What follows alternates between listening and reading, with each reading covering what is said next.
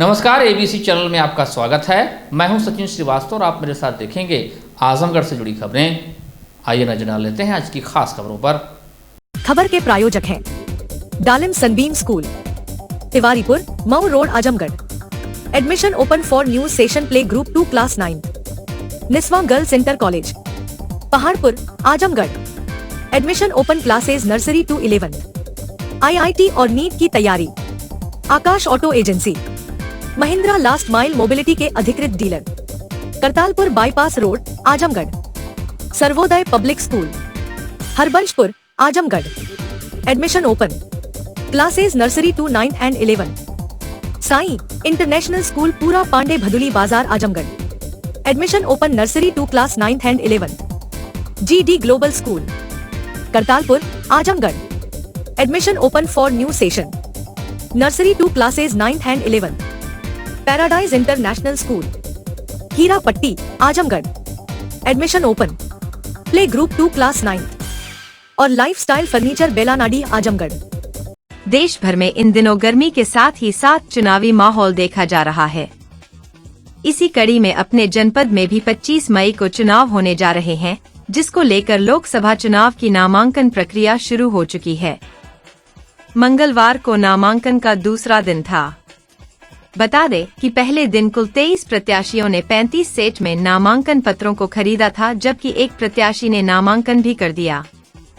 लोकसभा सामान्य निर्वाचन 2024 के अंतर्गत 30 अप्रैल को दूसरे दिन भी नाम निर्देशन पत्र क्रय किया गया।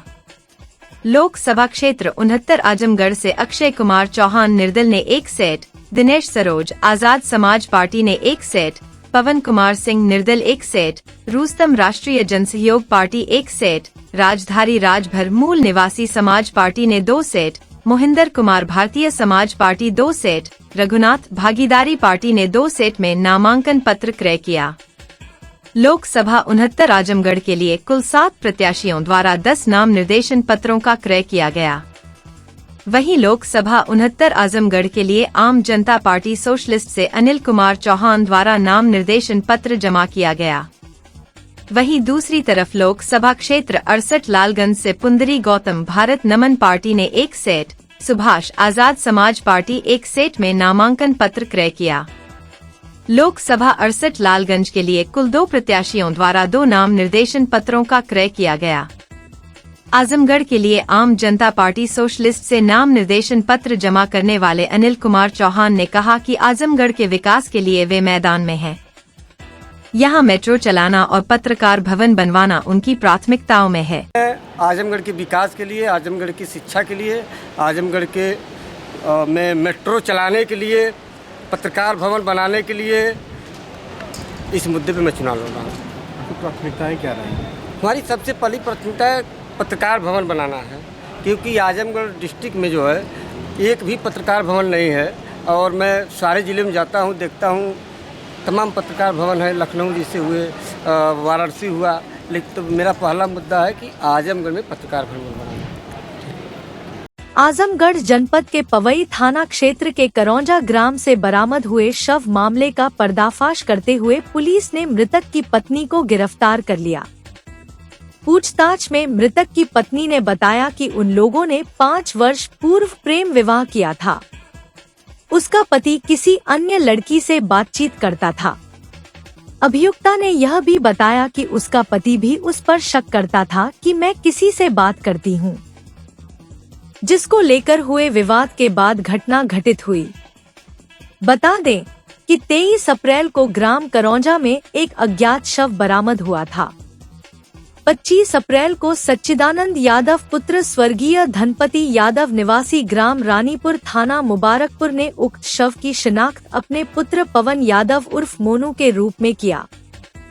26 अप्रैल को सच्चिदानंद यादव ने थाना में तहरीर देकर बताया कि उसके मृतक पुत्र पवन यादव उर्फ मोनू ने करीब 8 वर्ष पूर्व पूजा यादव पुत्री जयप्रकाश यादव उर्फ राधे निवासी ग्राम करौंजा थाना पवई के साथ प्रेम विवाह किया था और दोनों किराए के मकान में साथ रहते थे। कुछ दिन पहले दोनों के बीच विवाद हो गया था, जिसमें मृतक की पत्नी ने पवन को ठिकाने लगवाने की धमकी दी थी। पुलिस ने मामले में अंगद यादव पुत्र जयप्रकाश यादव, जयप्रकाश उर्फ राधे पुत्र स्वर्गीय सुमेर यादव, पूजा यादव पुत्री जयप्रकाश समस्त निवासी ग्राम करौजा थाना के खिलाफ मुकदमा दर्ज कर विवेचना प्रारंभ कर दी। आज 30 अप्रैल को थानाध्यक्ष पवई अनिल कुमार सिंह अपने हमराहियों संग जाकर अभियुक्ता पूजा यादव करौजा पुलिया से समय करीब 5:30 बजे गिरफ्तार किया गया। अभियुक्ता की निशानदेही पर उसके घर से घटना में प्रयुक्त एक डंडा बरामद कर लिया। पूछताछ में अभियुक्ता पूजा यादव ने बताया कि उसने मृतक के साथ वर्ष 2019 में प्रेम विवाह किया था। दोनों का 1 वर्ष का एक लड़का है। इसी बीच मृतक किसी अन्य लड़की से बात करने लगा। इसी विवाद के चलते वह जनवरी में मायके चली गई और वहीं रहने लगी। लगातार मायके रहने के कारण मृतक पवन को उस पर संदेह हुआ कि वह किसी अन्य लड़के से बात करती है। 21 अप्रैल की रात पति पवन कुमार यादव करौजा गया था और उसने पूजा को फोन से बात करते देखा और फोन छीनकर गाली गलौज करने लगा। पूजा के भाई ने बीच बचाव कर छुड़ाया। पवन उसको छोड़कर उसके भाई को घसीटकर खड़ंजे की तरफ ले जाने लगा। इस दौरान पीछे से मैंने डंडा लेकर पति पवन के सिर पर प्रहार कर दिया, जिससे वह लड़खड़ा कर गिर गया। उसके भाई अंगद ने डंडे से पवन के सिर व शरीर पर कई वार कर दिए, जिससे उसकी मौत हो गई। इसके बाद पवन के शव को कुएं में फेंक दिया और ऊपर से गेहूं का डंठल फेंक दिया। दिनांक 23 अप्रैल 2024 को थाना पवई पर ग्राम करौजा में सूचना प्राप्त हुई कि अज्ञात शव एक कुएं में पड़ा हुआ है। जिस सूचना पर तत्काल थाना पवई की पुलिस मौके पर पहुंची और मौके पर पुलिस द्वारा सबको कुएं से बाहर निकाला गया और अज्ञात शव होने के कारण उसको पोस्टमार्टम के लिए भिजवा दिया गया। दिनांक 25 को शव की शिनाख्त पवन यादव पुत्र सचिनानंद यादव थाना मुबारकपुर के रूप में हुई।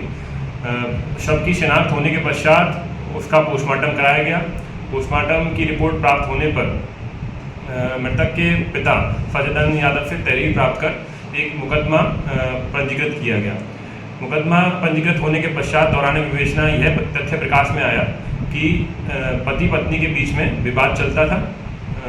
दोनों ने प्रेम विवाह लगभग 5 वर्ष पूर्व किया था और मृतक को यह संदेह था कि उसकी पत्नी का किसी के साथ अवैध संबंध है। इसी बात को लेकर वाद विवाद चलता था। उनका एक बच्चा भी था और लगभग 1 वर्ष से मृतक की पत्नी अपने मायके में ही रह रही थी। इस संदेह पर दिनांक 23 को जिस दिन घटना कारित हुई उस दिन रात्रि में मृतक पत्नी के पास गया था, जिस पर उन दोनों की बहस हुई और बहसबाजी इतनी ज़्यादा बढ़ गई कि पत्नी ने और उसके भाई ने मिलकर मृतक को डंडे से मारकर हत्या कर दी और शव को कुएं में फेंक दिया था।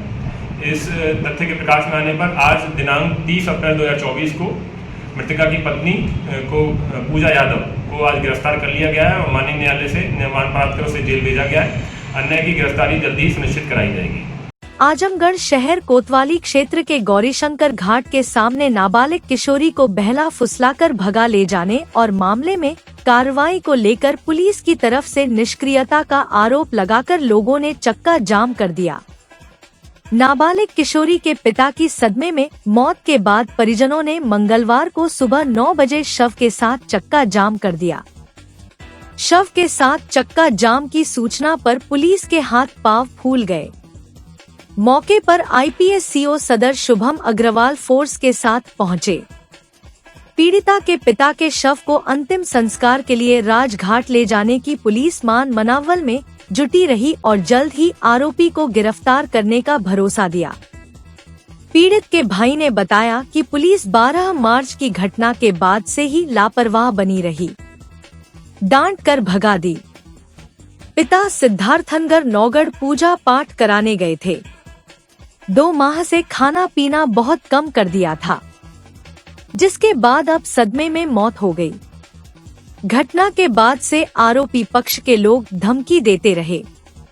इलाके में आरोपी पक्ष के ज्यादा संख्या में लोग रहते हैं, जबकि पीड़ित पक्ष केवल अपने जाति का एक ही परिवार है, जिसके चलते परिवार को दबाया जाता रहा। करीब 3 घंटे की मशक्कत के बाद सीओ सदर के अनुरोध पर परिवार अंतिम संस्कार के लिए राजी हुआ। मेरी बहन को अगवा करके लेके भाग गया। कौन भाग गया? ये राहुल निषाद। अकेले की और भी उसके साथ उसके है? साथ तीन दोस्त हैं उसके। राहुल निषाद है, एक सुंदर निषाद है, एक सनी निषाद है। कब लेके भागा है? तो 12 मार्च को दिन अच्छा 1 बजे लेकर गया है। उसी दिन से पुलिस कोई कार्रवाई की है? कोई कार्रवाई नहीं कर रही है पुलिस। अच्छा कोई कार्रवाई सब जगह हम चले गए हैं डीएसपी के। तो आज क्या हुआ है, जैसे जाम क्यों लगा है? आज मेरे पिताजी उसी की चिंता में पूरे 1-1.5 महीने से खाना ढंग से नहीं खा रहे हैं। उसी की टेंशन में आज उनका मौत हो गया और उसी की टेंशन में मैं जहर खाया था। तो आपका आक्रोश पुलिस मतलब क्या मांग है, क्यों इस तरह जाम है? यही मांग है कि लड़की को अगवा किया जाए। अगवा नहीं, उसको बरामद किया गया।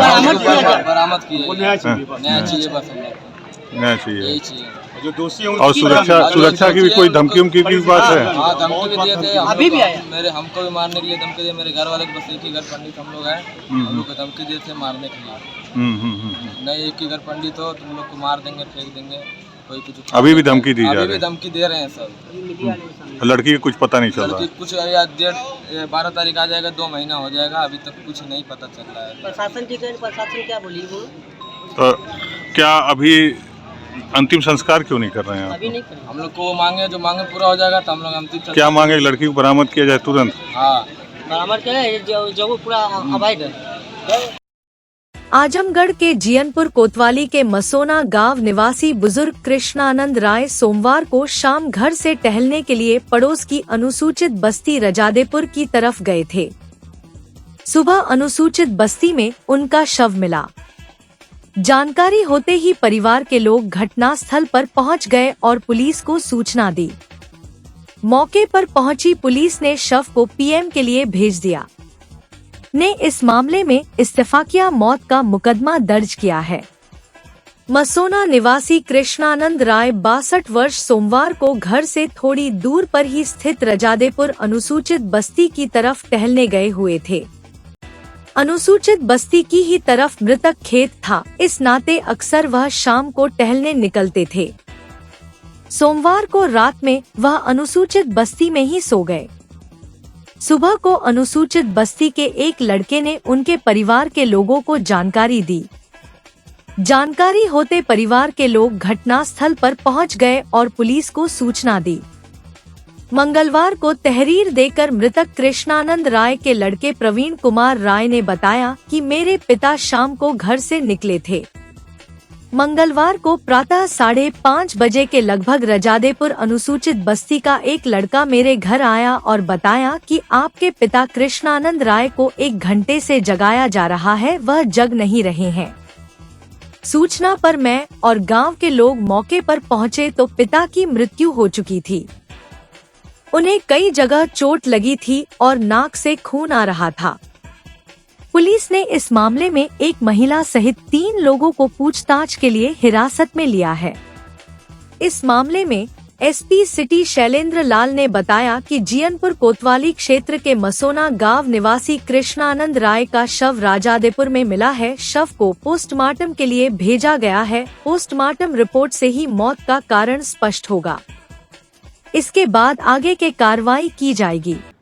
एक कृष्णानंद राय हैं जिनकी उम्र लगभग 65 साल है। ये मसौना के रहने वाले हैं और इनकी डेड बॉडी रजादेपुर में मिली है। शव को पोस्टमार्टम हेतु भेजा जा रहा है। स्पष्ट कारण जानने के लिए मृत्यु का क्या कारण है उसके उपरांत नियमानुसार कार्रवाई की जाएगी। आजमगढ़ सदर लोकसभा सीट से समाजवादी पार्टी के प्रत्याशी धर्मेंद्र यादव जब 2024 का चुनाव लड़ने आजमगढ़ आए, उसी दिन उन्होंने कहा था कि वह स्थायी रूप से आजमगढ़ में रहकर जनता जनार्दन की समस्याओं से रूबरू होंगे और समाधान का प्रयास करेंगे। अपने इसी वायदे को निभाते हुए सपा प्रत्याशी धर्मेंद्र यादव ने परानापुर हरिवंशपुर स्थित अपने स्थायी निवास मंगलवार 30 अप्रैल को विधिवत हवन पूजन के साथ गृह प्रवेश किया। इस अवसर पर उन्होंने श्रद्धेय नेताजी मुलायम सिंह यादव को याद करते हुए कहा कि उनका आजमगढ़ से विशेष लगाव था और वह इसे अपना दूसरा घर मानते थे। वह जब भी राजनीति में कोई नया कदम उठाते थे तो आजमगढ़ की जनता से पहला आशीर्वाद लेते थे। सपा प्रत्याशी ने बताया कि 1 मई बुधवार को अपना नामांकन करेंगे। प्रातः 10:30 बजे नामांकन जुलूस उनके परानापुर आवास से निकलेगा। उन्होंने पार्टी कार्यकर्ताओं, पदाधिकारियों और आम जनमानस से नामांकन कार्यक्रम में अधिकाधिक संख्या में सम्मिलित होने का आग्रह किया है।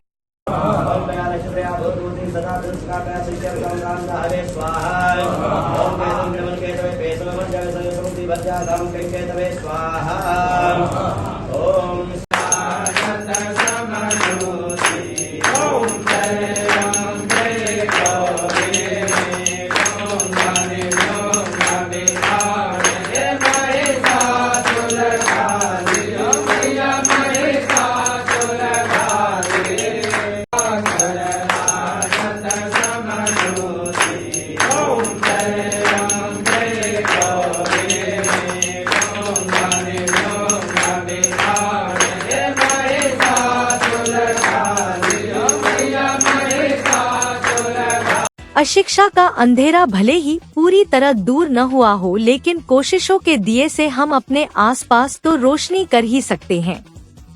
इसी सोच के साथ तकिया क्षेत्र स्थित मदरसा नुरुल फलाह गरीब बच्चों के जीवन में शिक्षा का उजाला फैला रहा है। अपनी ईमानदार कोशिश के सफल 14 वर्ष पूर्ण होने से संस्था हर्षित है और जल्द ही एक बड़ा स्कूल ओपन करने जा रही है।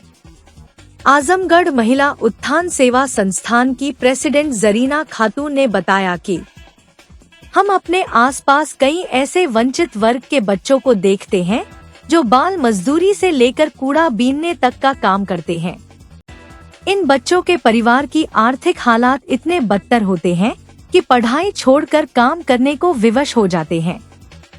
ऐसे दिहाड़ी मजदूरी करने वाले गरीब परिवार के बच्चों को निःशुल्क शिक्षा देकर संस्था उनका भविष्य संवारने का काम विगत 14 वर्षों से करती चली आ रही है। उनकी कोशिश यही है कि पैसे की कमी से गरीब बच्चों का भविष्य अंधकार में न होने पाए।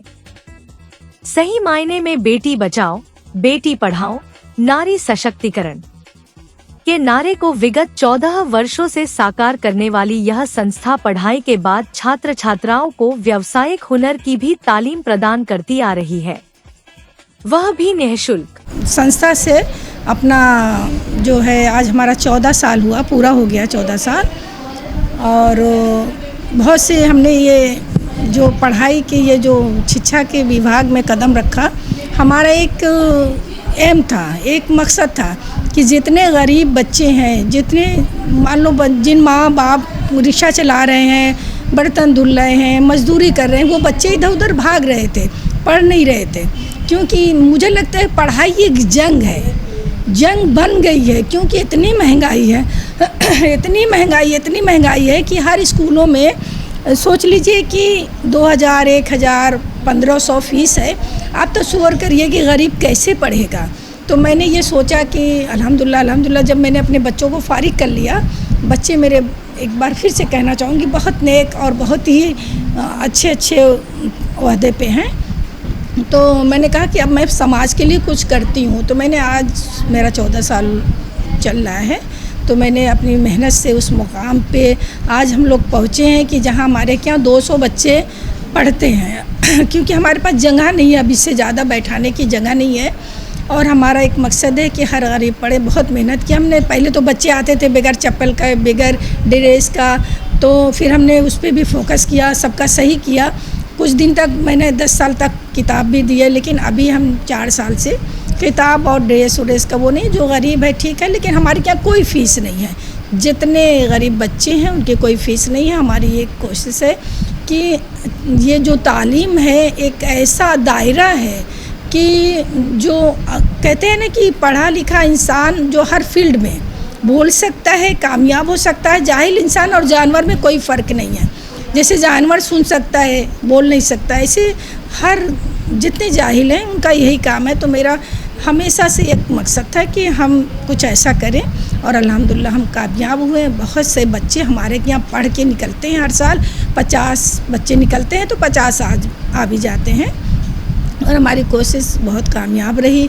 और हम अपने संस्था द्वारा जब स्कूल बंद होता है सिलाई कढ़ाई बुनाई सिखाते हैं। जितने गरीब बच्चे हैं जियानपुर बनकट जितने आसपास गांव के कॉलेज में पढ़ते हैं सारी बच्चियां हमारे के आती हैं सीखती हैं। हर साल हम कुछ नहीं करके तो 100 बच्चियां निकाल देते हैं। उनकी भी कोई फ़ीस नहीं है हमारे क्यों उनका इस्तकबाल है। कहते हैं ना कि जब हमारे जेब में 4 पैसा तो हम गुमराही से बचते हैं, गलत काम से बचते हैं, हम अपने काम पे फोकस रखते हैं। जब हम खाली इंसान होता है तो उसका दिमाग खाली गंदगी में जाता है। तो हमारा यही एक मकसद है कि हम बेटियों को एक अच्छी राह दिखाएं और अच्छे से उनको 4 पैसे कमाने का एक हुनर बताएं, सिखाएं। यही सब करते रहते हैं और अल्हम्दुलिल्लाह बहुत कामयाब हुए और हमारे स्कूल में एडमिशन शुरू है। जितने बच्चे चाहें आएँ, हमें गरीबों की कोई फ़ीस नहीं है और हमारी मेहनत सफल हुई। और कहते हुए बहुत अच्छा लग रहा है कि आज खुशी होती है। और एक स्कूल और हम बनाने वाले हैं किले में बहुत बड़ा से, इंशाअल्लाह अगले साल तक तैयार हो जाएगा और वो तो बहुत अच्छे पैमाने पे बनेगा।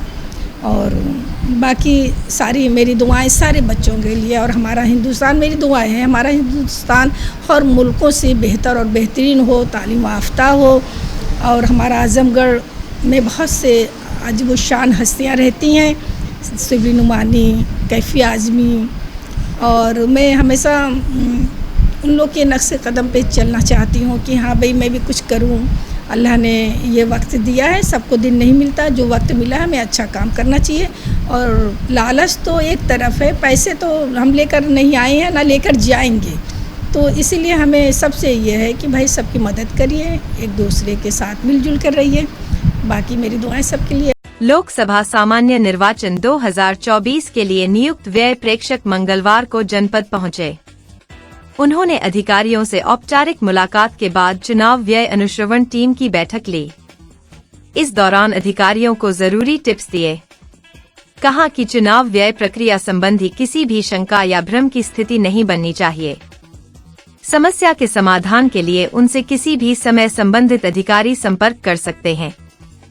कहा कि हम सभी एक दूसरे के सहयोग से स्वतंत्र एवं निष्पक्ष निर्वाचन कराएंगे। चुनाव के प्रत्याशियों का व्यय रजिस्टर मेंटेन किया जाएगा।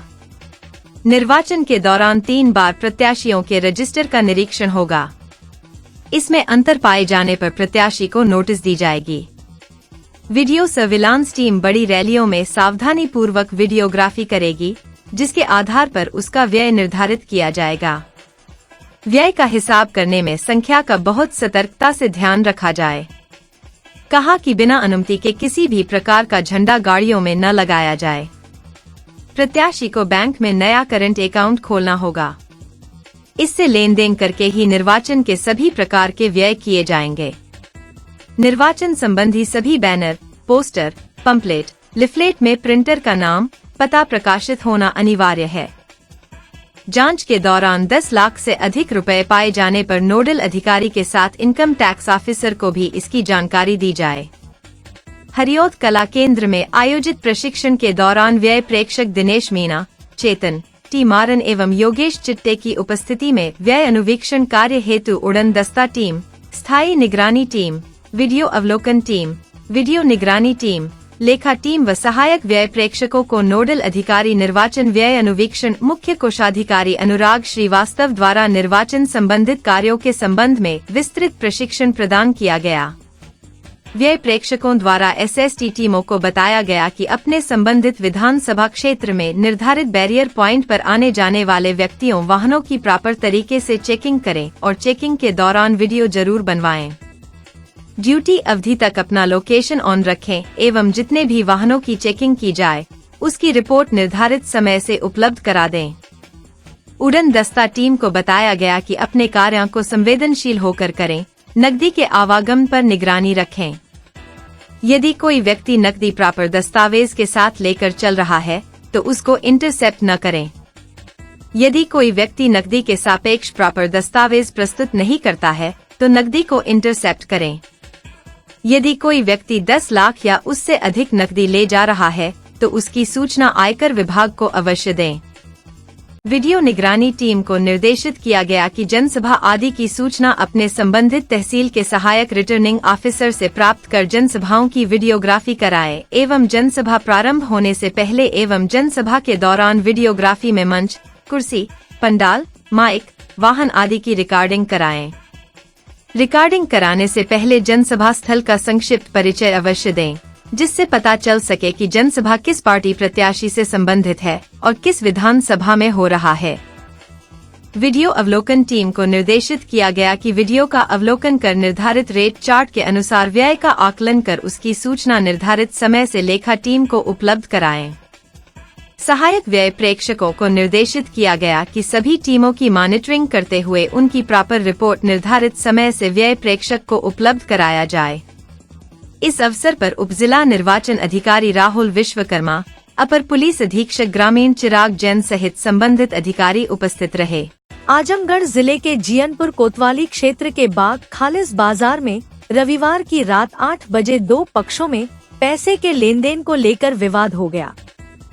जानकारी होते ही जियनपुर कोतवाली पुलिस मौके पर पहुंच गई और कुछ लोगों को हिरासत में लेकर थाने पर भेज दिया। इसके साथ ही किसी तरह विवाद को शांत कराया। दाऊदपुर गांव निवासी आशीष यादव बाग खालिस बाजार में छोले की दुकान करता है।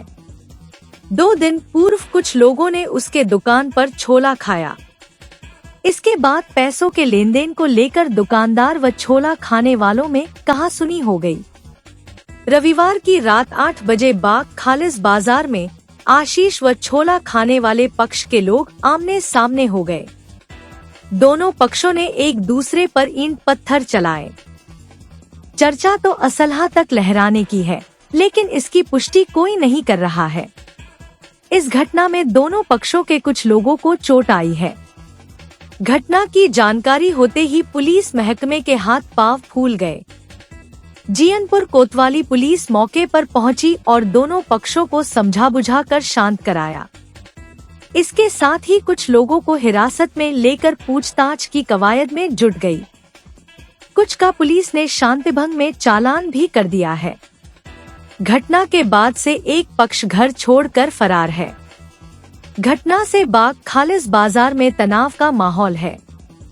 वहीं इस मामले में एसपी सिटी शैलेंद्र लाल ने बताया कि एक दुकान पर पैसे के लेन देन को लेकर मारपीट हुई, जिसको लेकर पुलिस को तहरीर मिली, जिस पर पुलिस के द्वारा 183/24 धारा अंतर्गत 323, 504, 506 कायम किया गया है।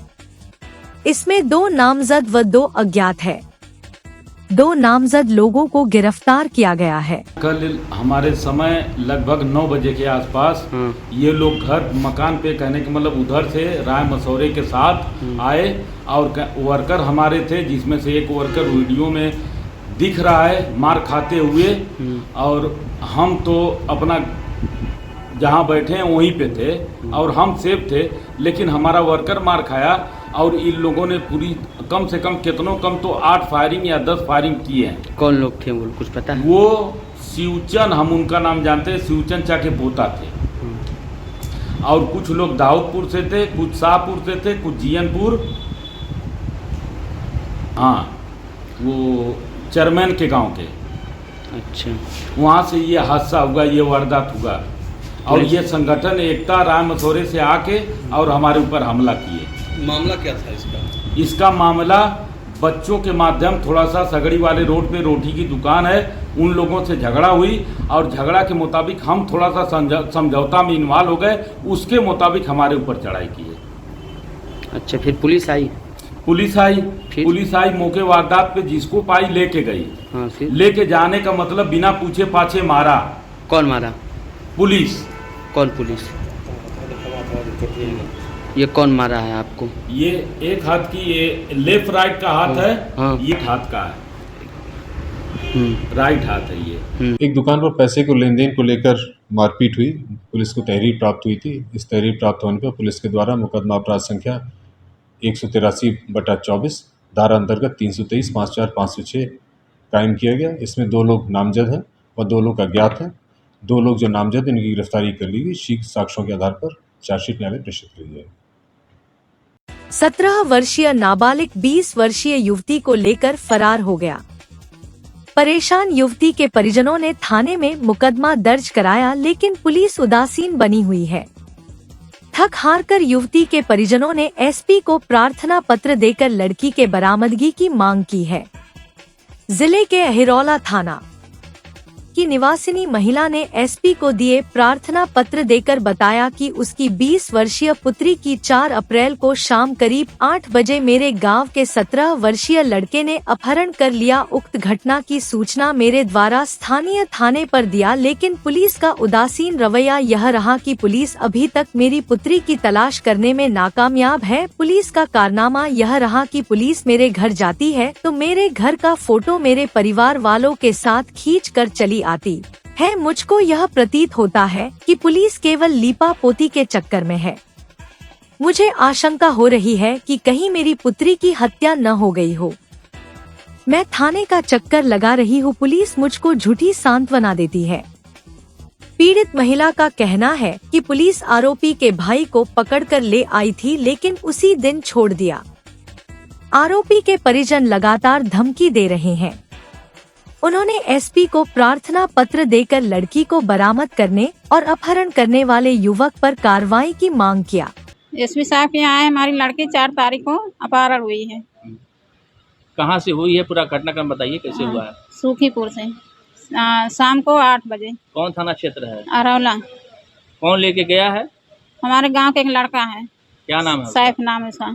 अच्छा, लड़की की उम्र कितनी है, लड़के की उम्र कितनी है? लड़के की 17 साल होगी और लड़की की 25-30 इस बगल में। अच्छा, तो क्या बताइए, क्या जानकारी मिली है आपको? लड़की कहाँ इस समय है? लड़के की हम लोग को जानकारी नहीं कहाँ है। तो थाने पे आप लोग गए हैं? थाने पे हाँ मुकदमा दर्ज हुआ था। पुलिस आ रहे हैं तो कह रहे हैं कि जो है आज मिला देंगे, कल मिला देंगे। अभी तक कुछ पता नहीं है। तो क्या चाहती हैं आप? हैं? क्या धमकी मिल रही है आपको? धमकी यही मिल रही है कि 10 देंगे तो हम 20 देंगे। किसको देंगे 10-20? हम लोग को। अच्छा, हम लोग को डर है कि जो है कहीं मार काट फेंक न दे लड़की को। तो क्या चाहती हैं इसके साथ से? हम यही चाहते हैं कि लड़की हमारे घर पहुंचा देना जहाँ भी हो।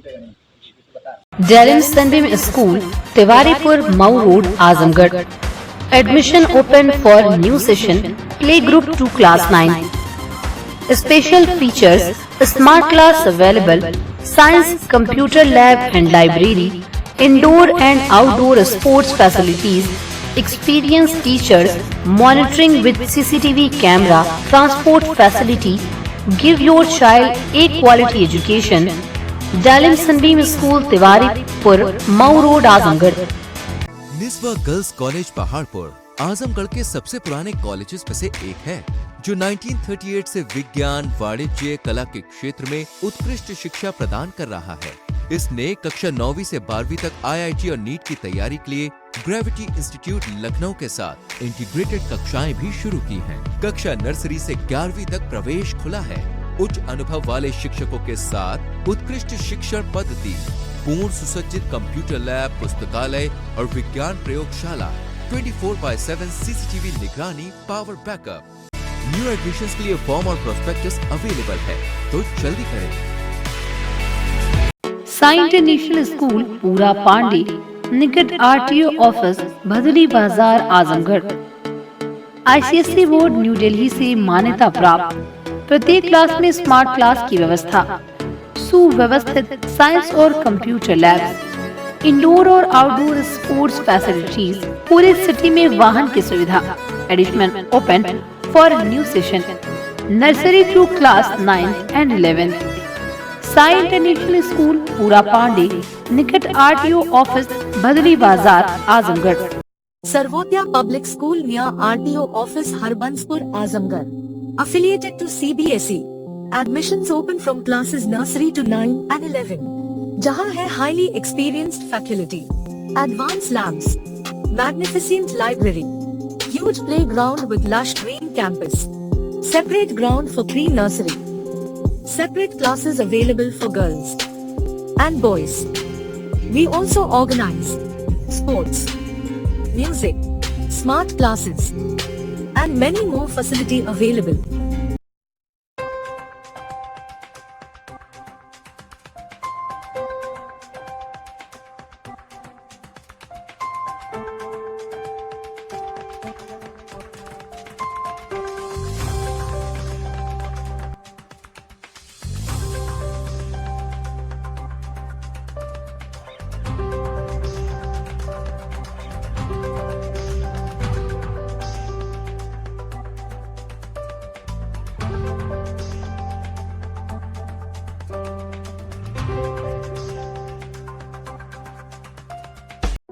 Paradise International School, a CBSE board, co-ed English medium school, a place for your lovely kids in your nearby vicinity. Paradise International School focuses on the overall development of a child, academically, psychologically, as well as physically. It focuses on sports activity to bring best out of every child by training their minds and body for competitive environment. Admission open for playgroup to class 9th CBSE board. Lifestyle furniture, Belnadi, Azamgarh. सभी प्रकार के furniture एवं electronic सामानों की भरपूर range उपलब्ध। हमारे यहाँ EMI की सुविधा 0% ब्याज पर उपलब्ध। इलेक्ट्रॉनिक सामानों में LED TV, refrigerator, washing machine, air conditioner, air cooler, deep freezer, water cooler, mixer juicer, iron, fan, induction, battery, inverter, electric geyser, gas geyser, आटा चक्की इत्यादि। फर्नीचर के सामानों में बेड, गद्दा, सिंगारदान, अलमीरा, sofa, table, chair, rack, stool, संदीली, सीढ़ी, डाइनिंग टेबल, झूला आदि। शादी विवाह की हो तैयारी या ऑफिस और घर के लिए सामानों की करनी हो खरीदारी, पहुंचिए lifestyle furniture, Belnadi, Azamgarh. Akash auto agency, Mahindra last mile mobility के अधिकृत dealer, Kartalpur bypass road, Azamgarh. Mahindra 3 wheeler electric passenger वाहन ट्रियो यारी, ट्रियो ऑटो और ट्रियो प्लस। एक बार चार्ज कीजिए और करिए 150 किलोमीटर तक का लंबा सफर। बैटरी पर 5 साल की वारंटी। इलेक्ट्रिक माल वाहक जोर grand PU half. Acid battery में अल्फा सुपर और अल्फा कार्गो वाहन। डीजल माल वाहन महिंद्रा जीतो, डीजल 3 व्हीलर माल वाहन अल्फा प्लस लोडर।